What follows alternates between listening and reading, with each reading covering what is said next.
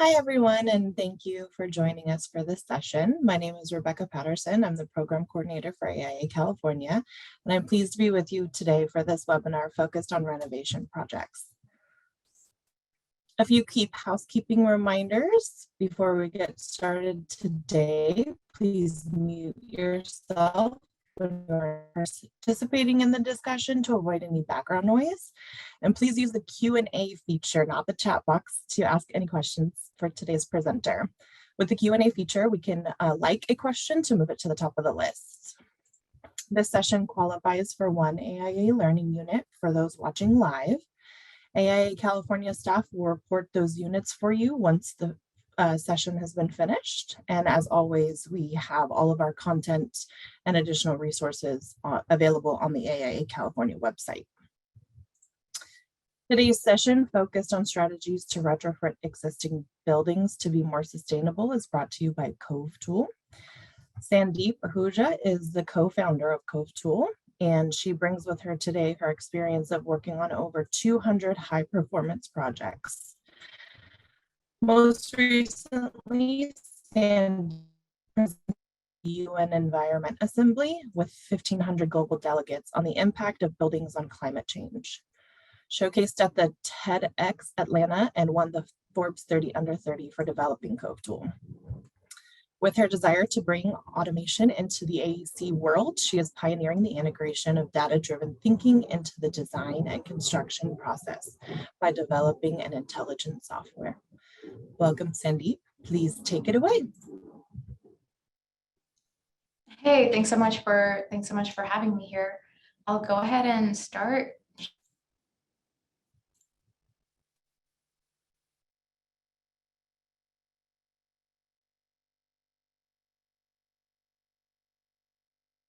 Finally, on a fairly important topic, especially as we think about the sheer number of projects that are undergoing renovations, in addition to, of course,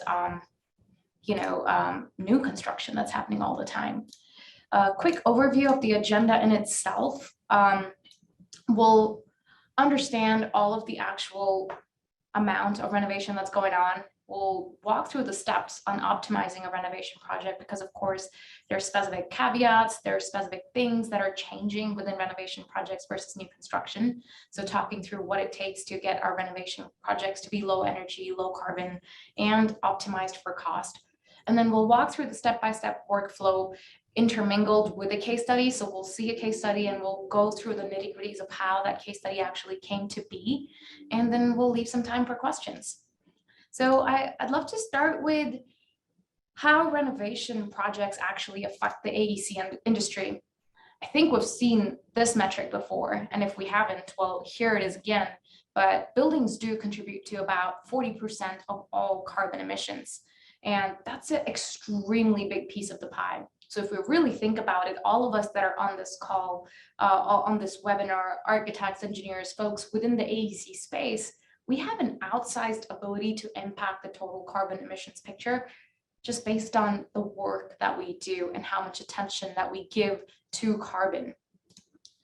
And according to a recent survey, 72% of all floor stock or what also represents 46 billion square foot belongs to buildings over 20 years old. So there's tons of projects that have been around for a very, very long time. This means that half of the buildings that will be in use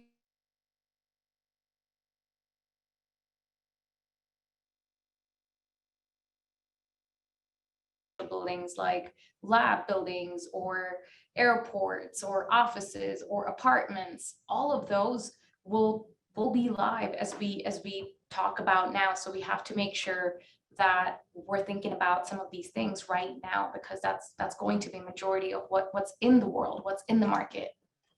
And while we're seeing a lot of commitments for aggressive carbon reductions, we're seeing owners make those commitments, right? We saw BlackRock, the largest real estate company, commit to low carbon. We've seen other technology companies commit to low carbon. We've seen other real estate leaders commit to low carbon.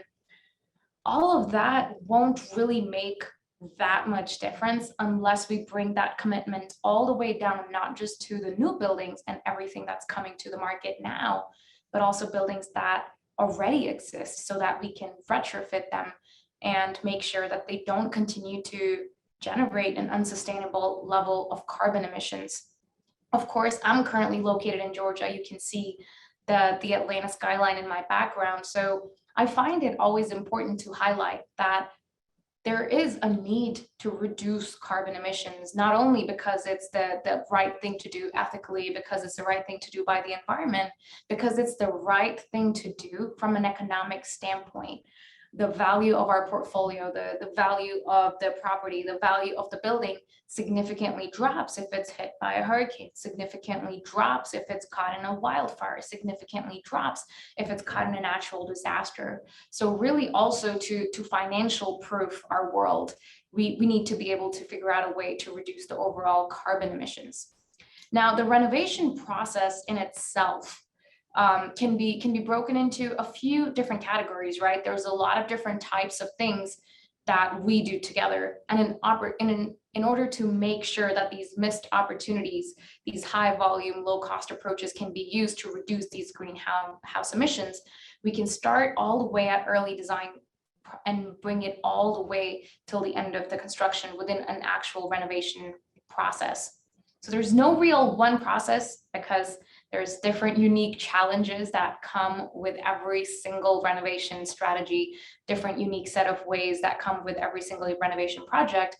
But at a very, very high level, typically the first step of renovating or retrofitting a process would be to gather information, to really start with evaluation, to understand the existing conditions, what's working versus what's not working, what's already done versus what's not done, what's the biggest opportunity zone, so we can start understanding how we can really dig into what needs to stay versus what needs to go. I remember from my time as a consultant, of course, I've had the experience to work on hundreds of projects, but many of them were retrofitting projects, many of them were renovation projects. And one of the early questions that came up in many rooms, regardless of how design, like how good of a designer a team had brought together, was, do we keep part of the building? Do we remove part of the building? Do we demolish most of the building? And just making sure that we can understand what exists is of course extremely critical to making sure that we can actually do that. And to actually dig in a little bit deeper on the first step of the process, which is really a lot of times the most difficult one, is mentioned to us by all of our users from most architectural firms. They say it's that first step, which is gathering information, collecting our laser scans, or collecting the existing drawings, or getting the historical utility bills, or getting the surveys like the architectural, mechanical, electrical drawing, is making sure that we're able to talk to all of the previous teams to be able to gather that data. And in cases where such data doesn't exist, is to create good ballparks so that you're able to get at least a pretty strong sense of what is, especially if part of it is supposed to be maintained. So as we dig into that, with the need to optimize renovation projects, is to think about owners now asking for sustainability. So the other thing, outside of course of the fact that buildings are 40% of all carbon emissions, a majority of RFPs, 48% of all RFPs actually have sustainability requirements in them now. This was a survey done of over 1,000 architects and engineering firms, and that's a pretty staggering number. That means it's not quite to the majority, but it's getting there. So if we're not yet thinking about sustainability just to stay relevant, just to stay competitive, just to stay at par with what's happening, making sure that we can at least answer the question and really start thinking and digging deep to make sure that we can then reduce the overall carbon for a building within a renovation project is becoming pretty important to make sure we can win and earn all of these projects. Additionally, of course, we're wanting to reduce the utility costs just based on regulations. If we look at the percentage of household income, so taking out commercial altogether, focusing in this particular slide, just even on multifamily or household income on actual home energy bills, I mean, it's definitely dropping, which is which is great. And when we have better insulation, better air sealing techniques, our overall cost of owning a building, so the cost of ownership goes drastically down. So that's definitely a great point to hone in on. So even if the RFP or RFQ that you've responded on wasn't one of the 48% that mentioned sustainability, it's definitely worth thinking about the return on investment and talking about the actual cost of energy, which is not going down. And as we look at certain locations that even have carbon taxes coming into effect, it's definitely something to think about now instead of later. And of course, it allows us to have better maintenance, and it reduces the overall life cycle cost of a building. So aside from resource efficiency, another typical feature is just to focus on durability, right? The longevity of systems and finishes. And material is usually considered in terms of the entire life cycle. So not just thinking about the operational carbon, which is what we were doing here, right? When we're looking at the utility, but the embodied carbon. So every single material that's going into the actual renovation, does it make sense when we think that, hey, let's add more insulation? Does it actually make sense to add more insulation, because that insulation inherently also has carbon that went into putting it together, which is of course the embodied carbon of it. Studies found that a minimal upfront investment on top of about 2% on top of construction cost can save 10 times the initial investment. So making sure that you're thinking about the ROI, making sure that you're looking at the full picture, because a lot of times it's the sticker tag that will be like, oh no, can we pay for this? But if we're using optimization, if we're not even life cycle, but actual first cost optimization, which is definitely the case study that I'm about to showcase today, we can make those cases a little bit easier. We can make sure that we're optimizing for first cost and life cycle cost. And of course, green buildings have higher market value. That we see this time and time again. The square footage rents for more, people want to occupy it more because they're more comfortable, right? If a building has a view to the outside, people want to be in it more. It goes from being a class A office space, from a class B to class A, depending on how good of a view it has and how much glass we're putting in there. And that's definitely a lot of reasons why we also see so many owners moving into certifications as its own.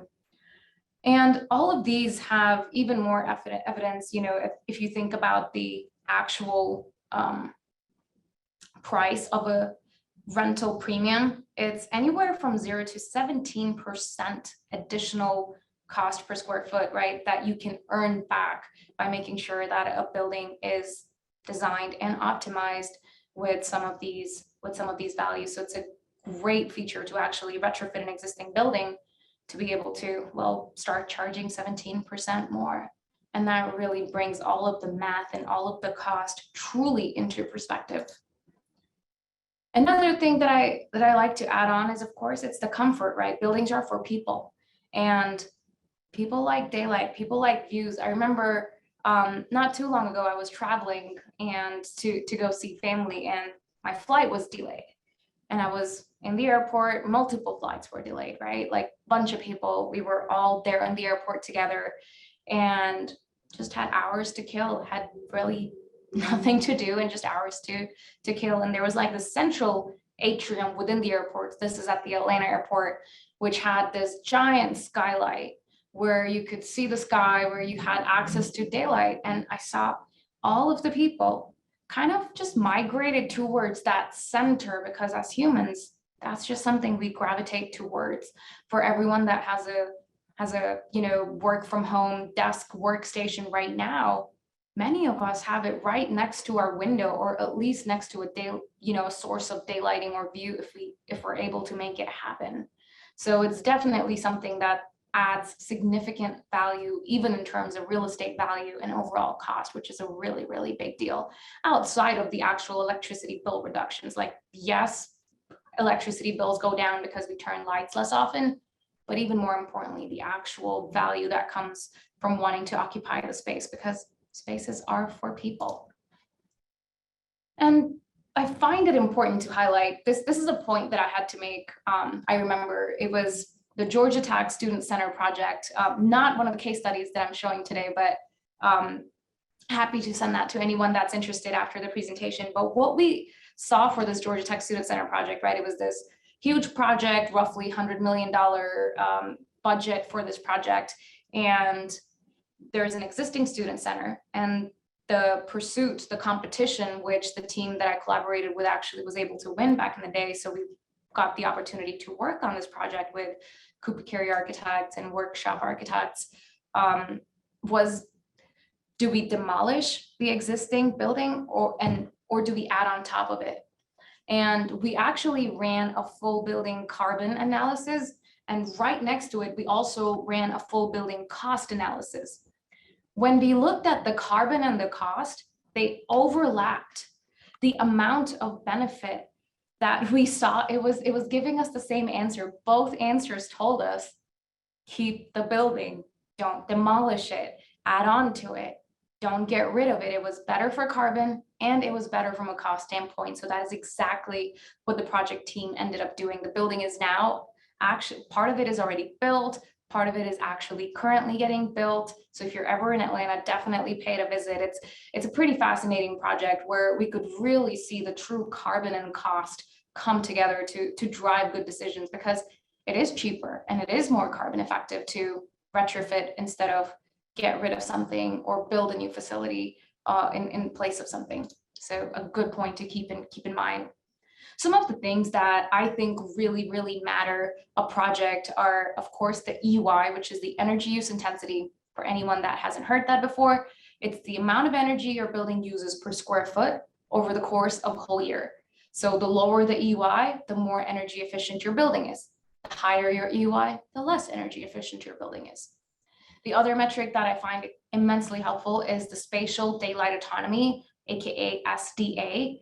And it basically says how much of your floor plate receives enough light to turn basically your electrical lights off. So for example, right now, if you're on a computer and you can see my video, I would be in a SDA daylit zone where I don't really need electrical lighting. So it's a great way to know how much of your floor plate is actually naturally well lit.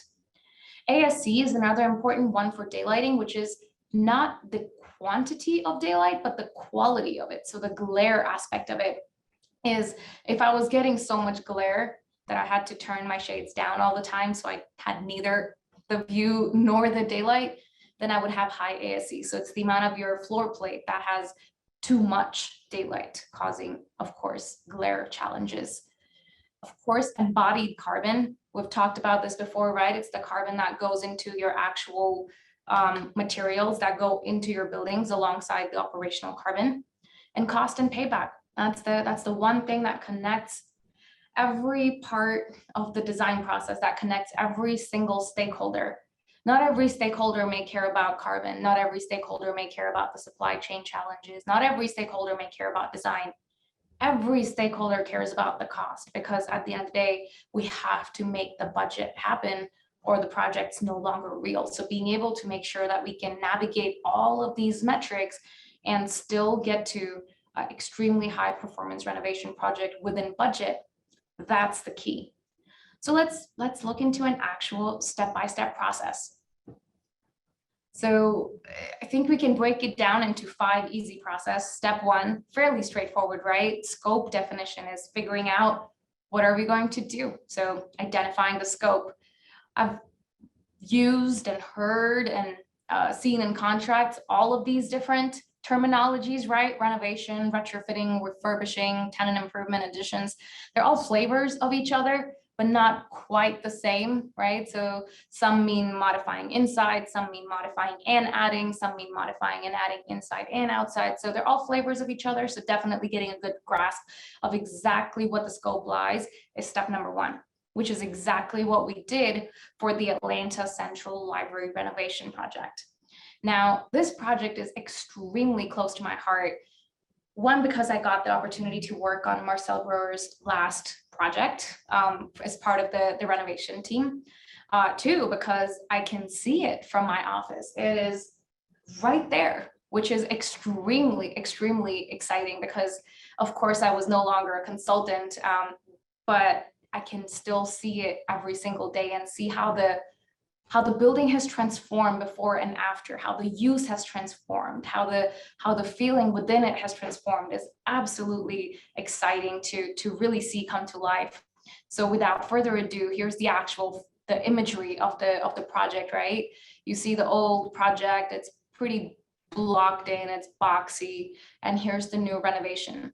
So in 2016, this was the last, kind of this amazing masterpiece, and the Atlanta Fulton County Public Library, it was slated for demolition. And the team, basically the government, they were gonna get rid of it. And just because no one used it, right? There were no people that were utilizing the library. It was extremely poorly used, but with enough petitions, enough people getting together and mobilizing, they were actually able to get it to be converted into a renovation project instead of an actual demolition project. And this 200,000 square foot facility was mostly empty and falling to despair. So Cooper Carey, along with Vines Architecture, had a difficult task of striking balance between the historic preservation aspects of it, alongside modernizing it, enhancing the learning, making sure it got daylight, had low carbon, we're meeting the budget. So no easy task, but they collaborated with the actual ownership team, in this case, the city, to figure out the scope, to figure out the budget, which was $50 million, and the scope of it to really understand how many floors were even going to be worked on. I remember the actual pursuit, which is when the Cooper Carey Vines team went to present to the city of Atlanta, and they had a model, a physical model, and of the existing library, which, I mean, you can see from the images, right? Pretty boxy. And the city said, your designs are great, but what if we got rid of all the exterior walls? And I remember seeing the cringe on every single architect's face within that space. And they were like, okay, we hear you, we take that challenge that yes, it's closed off. Yes, there's no daylight. Yes, there's no views, but maybe we can do something that really strikes that balance. So of course, they went on to matching the existing geometry. They had access to, of course, the existing drawings of the library. They had access to the mechanical room. They actually conducted a survey themselves. They photographed every last corner of it, which, I mean, it's a large building, and there's parts of it that were really not great and no one wanted to be in, but of course everyone photographed it, everyone documented it and brought it into life. So there were two models made of it. There was a SketchUp model, and then there was a Revit model. So there was a design team that was using SketchUp to do all of the design. And then there was the production team that was, taking everything that the team was changing in SketchUp and putting into Revit. So don't know if that was the ideal workflow, but that's how this particular team worked. And every architecture team has a unique process, right? I mean, your team might have a completely different process to that, but that was their process. So they had kind of these two simultaneous models going. So they started designing some of the changes to figure out how to bring daylight in. And I think that while the slides do some justice, really talking through how to even start bringing your models and even making an actual design is extremely important. So they went ahead, they gave it a project name, they invited their entire team to collaborate on the same portal. They brought in their SketchUp geometry, and then later they used the same to bring in their Revit geometry. They started conducting analysis types, right? Radiation studies, sun hour studies, shadow studies, all to say that until we understand what the performance is like for the building right now, we can't propose changes. We can't change something that we haven't studied enough. So they started digging into it. So what we see here is getting the daylighting results for the existing project. So the team looked at the SDA metric, the same one we covered, right? So at the top, you could see that from the 1980s to the 2020 comparison, they increased the spatial daylight autonomy by 6%, and they increased glazing by 13%, and they reduced the energy by 30%. So all in all, they had a very, very clear benchmark that they were trying to do better from, while making sure that they were striking the balance. And they were able to showcase that, for example, what we see in this perspective floor plate, but also this actual floor plan right here, is that all of the reading areas were in locations that had plenty of daylight. So they put it right in the middle with the giant skylight right here. And all of the areas where books were stacked and books were stored were kind of in more of this blue zone, which didn't get quite as much daylight. So they really were able to do a lot with very little. And they conducted this floor by floor comparison every time they proposed a new opening, because again, this was such a public building. Every change to its exteriors was going to be publicly contested, and they had to be able to make sure they had all of their bases covered, and every decision that they were making was based in data, was based in design, was based in making the place even more better, even more occupiable. As they looked at the radiation results for the existing building, they were able to understand the amount of solar gain, where the hotspots were. So what we see, for example, in this particular radiation analysis is that the roof is actually pretty prime for it to have solar array should they want to go that path. Of course, the project had a tight budget and was a very large building, so they didn't. But they have absolutely the ability to add a solar array, and they knew that, they made a note of that, and they were able to showcase that to the city. They were also able to analyze the glare to make sure as students were, or people were, utilizing the facilities, they weren't, consistently having to block their eyes off. Typically, glare is measured across the metric of too much to too little, where too much is, I need sunglasses too much, and too little is the right amount. So green is good. And the floor plate was almost entirely green, which is absolutely where they wanted to be. And they also wanted to understand if they were getting some shading effect, right? Like, this is not in the middle of nowhere. It's in a dense urban fabric. So they really wanted to make sure that when they did punch an opening, it actually could get some daylight in. Because what if they punched an opening and there's another building right there, right next to it, and well, it does nothing. So really being able to navigate all of those metrics and including the data all throughout the design was immensely important, always for new construction, but even more so for renovation, because then you can really highlight before and after, before and after. It's so much easier to show. And the same thing for views, right? They did the same view analysis for before and after. Of course, this project is also a LEED Gold project, so they were tracking all of these parameters, not just for the actual, performance aspect of it, but also logging it for LEED accreditation. So for people to really be able to visually connect with the outdoor environments and perform their everyday tasks with experience and great satisfaction, attentiveness, and productivity. And the patrons seated at computers who would often develop eye strain would be able to look away. And that's why the quality view analysis, which is both part of the WELL building standard and the LEED building standard, was a really, really important one to be able to conduct.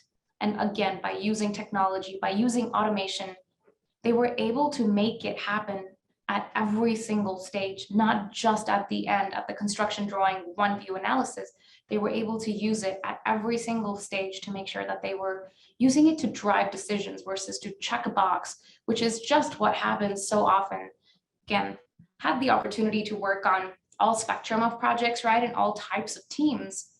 And there were definitely projects where my scope was, oh, there's no budget, so all we're going to do is one final energy model and, give us the compliance, or to give us the report that gets us compliance. Definitely did that.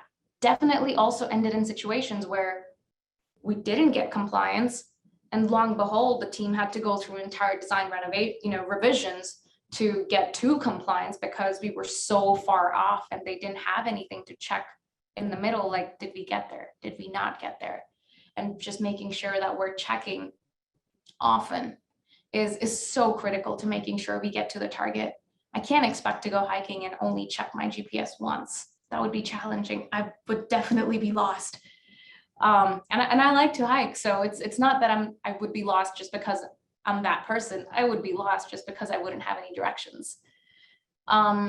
And of course, calibrating the model, right? They needed to make sure that the current utility bills were matched with the actual energy model, to make sure that all of the renovations that they were going to propose, whether it was adding new and more insulation, whether it was changing out the roof, whether it was really doing anything to holistically change the project, they needed to make sure, here's where we're at, here's where we're going to be. So they calibrated the model directly within their technology platforms as well. And they had good guidance along the way. So they didn't quite know what the insulation was, but there's references out there based on the time and the historic period that the building was built in, roughly what its R value or insulation is going to be, what its glazing properties are going to be. There's definitely values out there and what's a reasonable expectation for infiltration, which got them to really figure out where they were at from an actual EY standpoint, right? So they were at, the national averages were at 98, they were at 35, and that was a pretty drastic drop. Their goal was to be at 20 to get to the 2030 target at the time and get to a 63% carbon reduction. And being able to have this insight every time they punched an opening, because that's the counter argument, right? Like if you punch openings, your EY goes up. Not necessarily if you do it right, not necessarily if you're using data to analyze it, but to really be able to see how much does it go up. In this case, it actually didn't. Punching openings was great because it actually brought the electricity usage down, and it made, of course, the space way more habitable.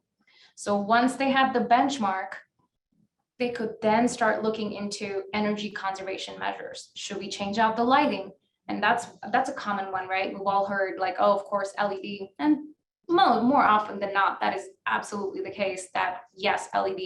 Should we change out the set points? Should we change out the plug loads? Should we change out the mechanical system? That's the heavy ticket, the money items, right? Should we change out the hot water system? Should we add some photovoltaic panels? Again, installation gets pretty expensive too, because then you really have to get into the facade of the actual project. But really being able to make sure that not only were we looking at the impact in terms of carbon, but also the impact in terms of first cost, because the project still has to live and we have to make it and budget for it to do so. So every time the team proposed something, they always did that comparison before and after, before and after, before and after, which I thought was extremely valuable way of doing that study. The next thing that the team did was run and set up optimizations.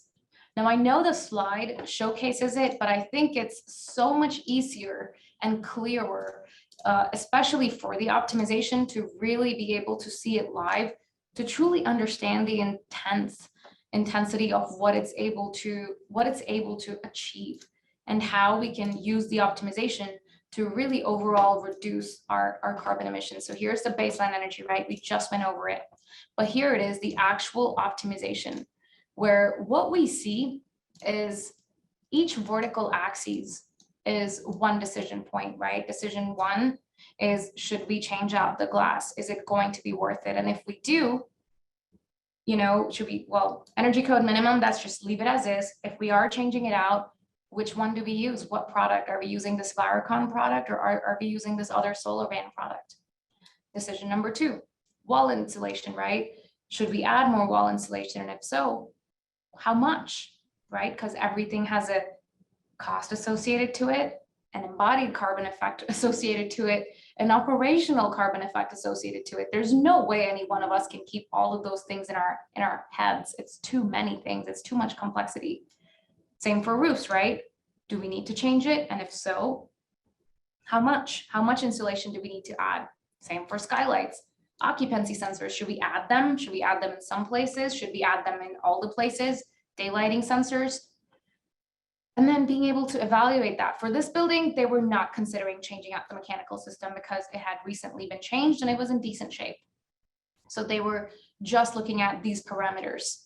And the owners had basically said that anything that's over 5 years of payback, do not even bother. Don't show it to us. We're not going to go down that path. So getting rid of all options that don't meet that criteria, that's helpful, right? So there's all the options that don't meet that criteria. Now within the ones, let's get to at least 10% energy savings, and let's figure out the absolute lowest cost way and the lowest embodied carbon way to do it for the lowest EY. And boom, we have our answer. In this project, it was $100,000 for 11% energy savings, which gave us a less than 3-year payback and 3 lead points. And that's how the team started doing their decision making. They were like, okay, If that's how we can go, that's how far we can go with these options.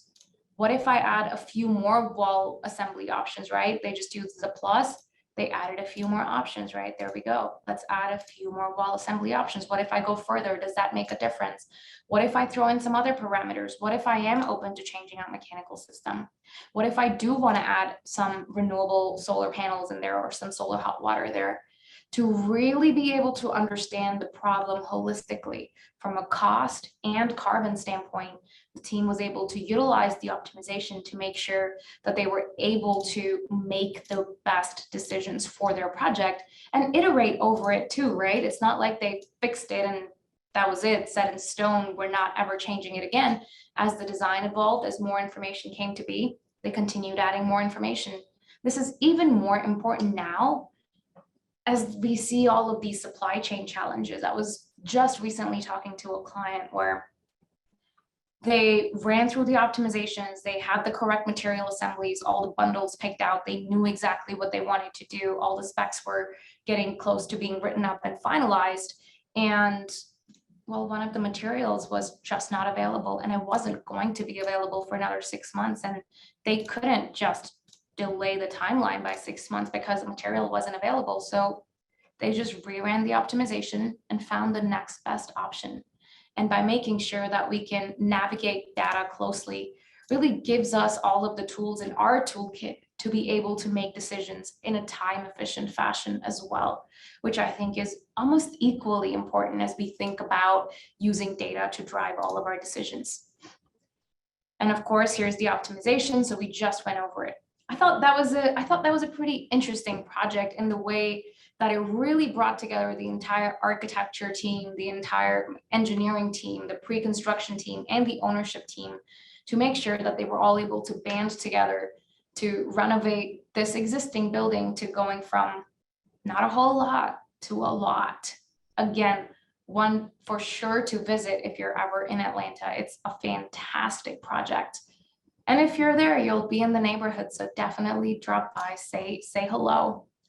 Another one that I find extremely exciting, not one that I personally got the opportunity to work on, but one of our users did, right? With like 15,000 users across the world.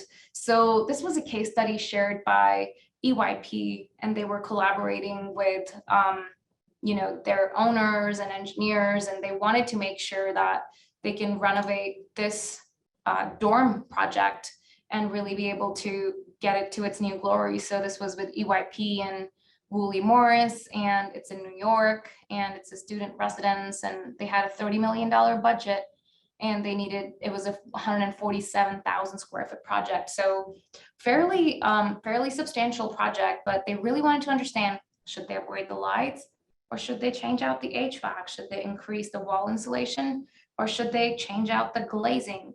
And every question had 20 to 30 different product choices from all these various vendors, each at a different price point, each at a different performance point. And the design team just had to keep balancing all of these alternatives while keeping the aesthetic targets on track, while keeping the owner requirements on track, while keeping the programmatic elements on track. Feel like a broken record when I'm saying balance all these things, but that's the nature of architecture, but that's even more so the nature of renovation projects, because there is one additional variable, is what is versus what could be.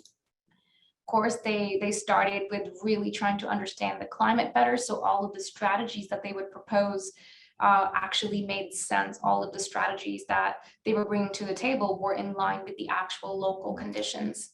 And they moved on to, creating their calibrated model. They created the baseline benchmark of 166.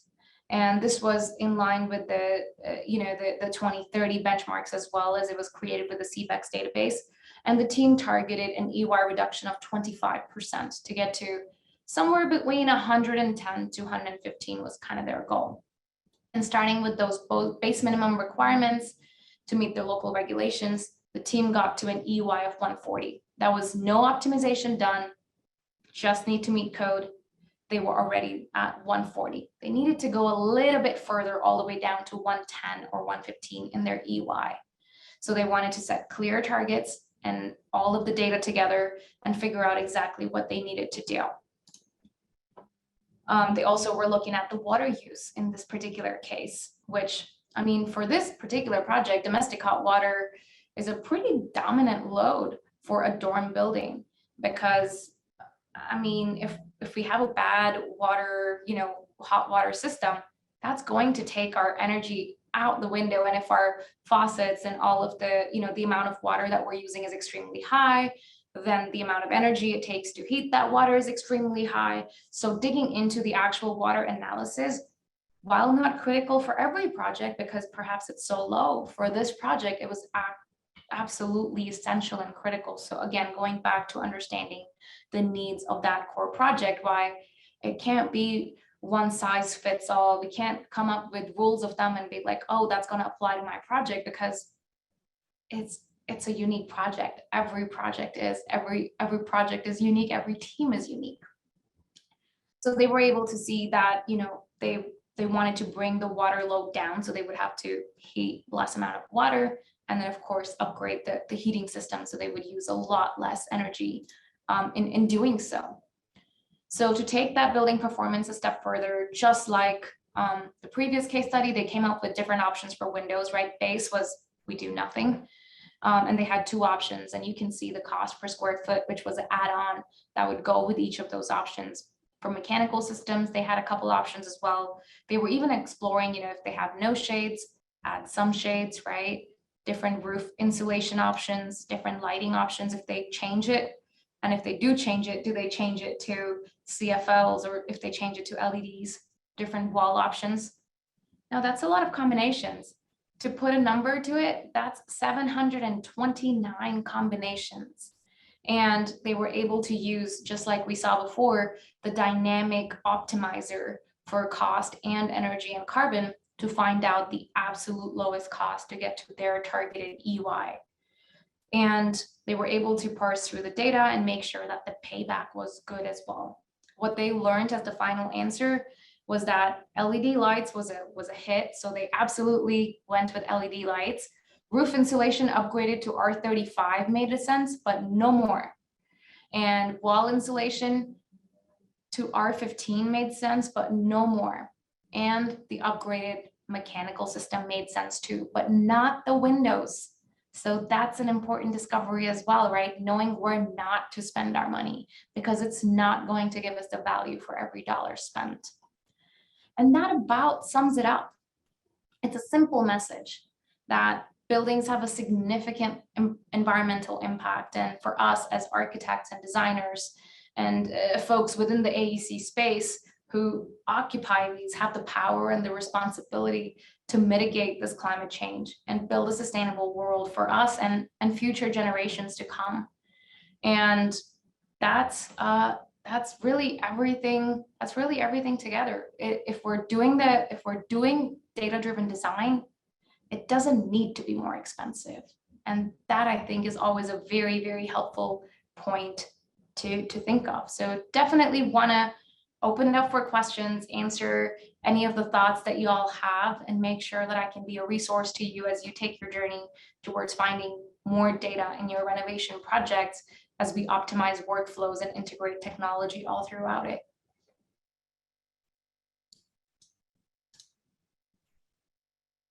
Okay. The first question that came up was to send out the case study for Georgia Tech. Absolutely happy to do that. Gonna go make a quick note of it because I don't want to forget or lose that email address. So I have gone ahead and made a note of it. So I will absolutely send that your way. Another question that came up was, are the payback and costing numbers updated dynamically over time and locally factored in? Another fantastic question. So as we think about the actual cost numbers, right, let's actually go ahead and dig in and take a quick look at it as to what even puts it together. So the simple answer is yes. I know that's a lot of different answers, I guess, pulled together. But if we look at it, for example, right here within envelopes, all of these values, they come from actual product manufacturers, right?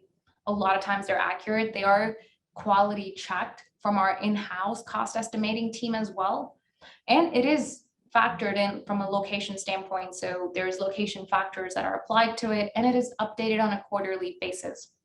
That said, as you know, as well as I do, cost estimation is its own separate ballgame. This is not a cost estimation tool, but it will give you good ballparks. However, have your cost estimator. You can invite them in simply using the invite team and just invite your cost estimator in and be like, hey, Miss Cost Estimator, can you, like, of course, there's your team, you invite them, give them access, then they can come in and update it, right? They can add all of these values to actually match what's currently going on in the market. So this is a good starting point, but it's not the ending point.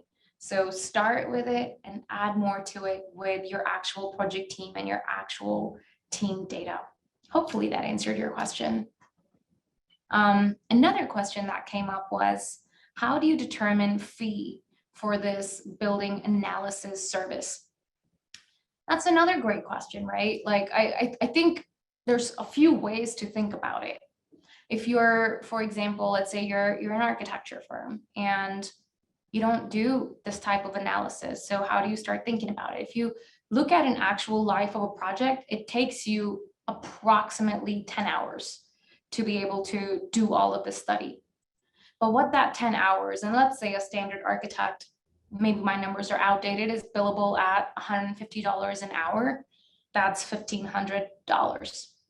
Now, how do you account for this $1,500? Well, you account for it in terms of not having to do design revisions, right? Because there's so many projects where teams only did the energy model once at the end and it didn't meet it. It didn't meet the energy regulations and they had to go back and redesign the entire project and do those design revisions. So that's one way to think about it. Another way to think about it is actual coordination time, because nothing is more painful. I have worked at architecture firms, I have worked at consulting practices, I have worked at collaboration teams.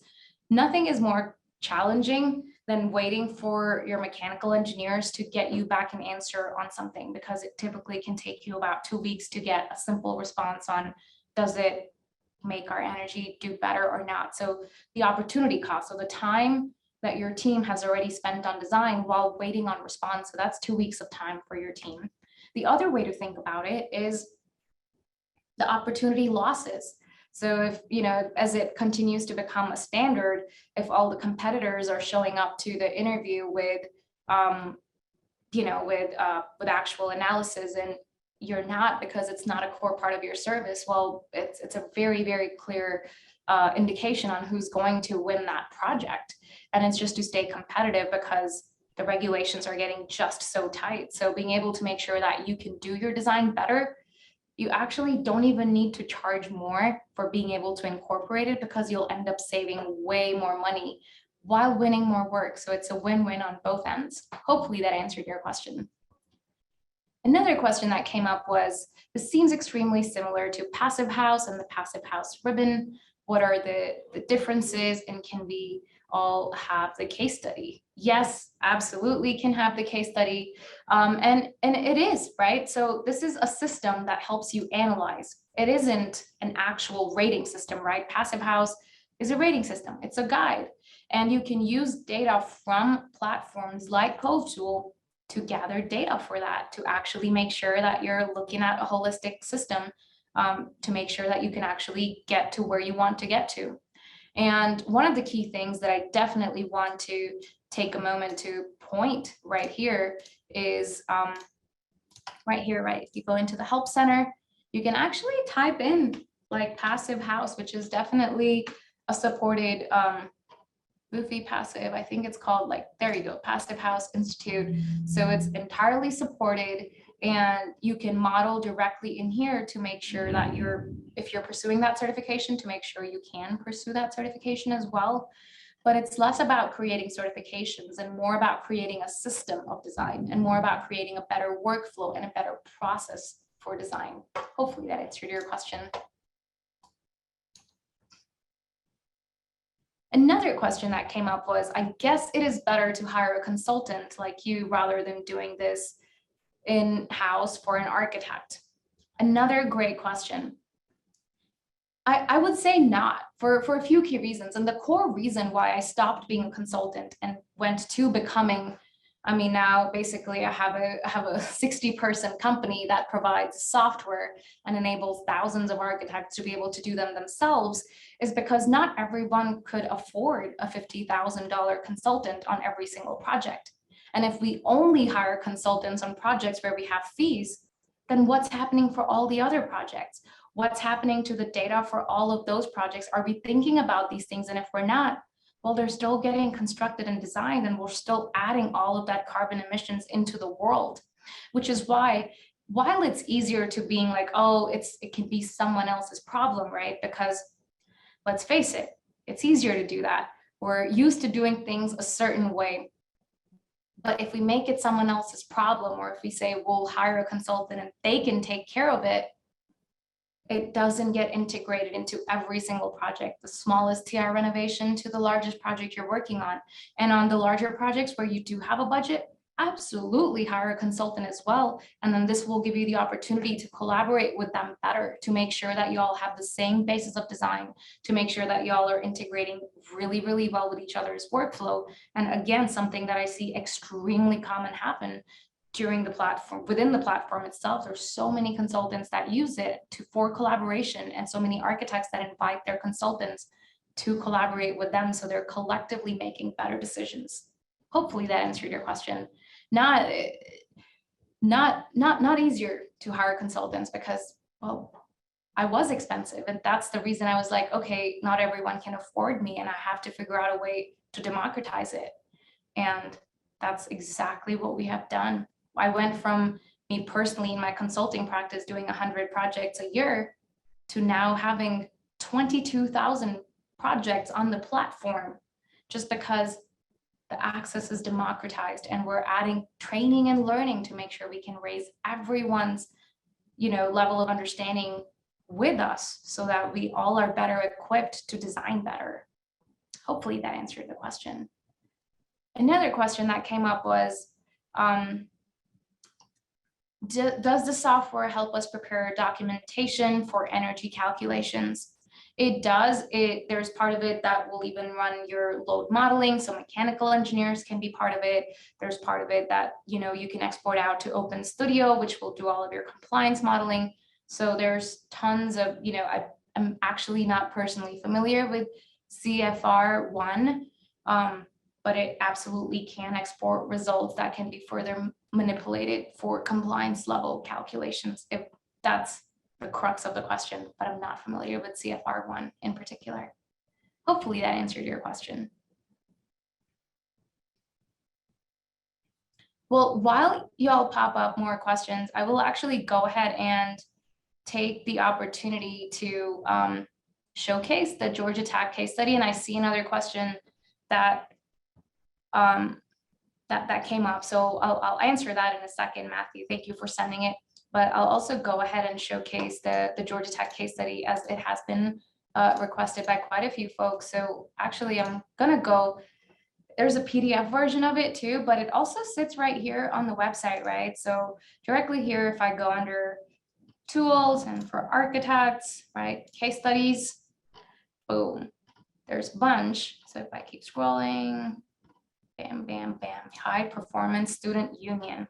This is a very, very exciting case study. So definitely take a read. I'm going to send this over in chat, so y'all have the direct link to this particular case study as well, so you can check it out. Another question that got asked is, okay, you didn't mean an external person, but you meant a member of the team, where someone does this in-house, wherein you make your own building performance analysis team. Definitely have seen teams do that. I was talking recently to the sustainability director, this fantastic person called Jeremy Noel of BNIM, and they had, they're an extremely sustainable firm. They have been doing this for a while. It's within their DNA. And one of the things that he told me, which I thought was incredibly insightful, was that they started off with, the same thing where they first had consultants. They were like, okay, someone else's problem, they'll figure it out. Then they were like, okay, this is not fast enough because the collaboration is breaking down. So they made an in-house green team. They're like, okay, this team, we're going to send all of our projects to this team and they'll figure it out. Also didn't work well, right? If there's 200 designers or 20 designers, and there's only one performance modeler or two performance modelers, then you're creating a bottleneck. And it's the same problem as the consultants. So really making sure that you're doing the heavy lifting. Yes, it's a little bit harder, but making sure that the entire team's, ability is to the level that you can do this basic analysis yourself, which is exactly what technology can help you enable to make sure everyone can do this. Then we're talking, because everyone can talk about analysis to each other. They can raise the collective awareness. And the worst case is when there's only one person, what if that one person leaves and the knowledge leaves the firm? But absolutely on the same page with what you're saying. Hopefully that answered your question. Not sure if that's a question, but another comment came about the actual presentation. Really, really appreciate your comments. Thank you. If there's any other questions, definitely feel free to send them my way, but this is everything that I had brought to showcase to everyone today. If you have more questions that come up later on, definitely don't hesitate to reach out and send those over. You can actually reach out directly to our team as you're trying to gather any more information about the system in itself. By using the live chat, you can start talking, you can have a conversation. We're available every step of the way as we revolutionize and democratize access to building performance data to every single architecture firm on the planet. Thank you so much, Sandeep. This was a very, very informative presentation. We look forward to having you again in May. I think May 31st is the date that we settled on. So definitely everyone come back and see that presentation. Today, if you've got this far, AIA California will submit for your credits and it'll appear on your transcripts in a few weeks. As always, there are a bunch more tools and resources on our website, and we will be posting a recording of this presentation there. So if you wanted to go back and see anything that Sandeep referenced, she also referenced the case studies there, and I will put that in a follow-up email for you all. But thank you for joining us. And again, thank you, Sandeep. Thank you all. Thank you for being such a great host, and I appreciate all of the questions. Awesome. Bye, everyone. Bye.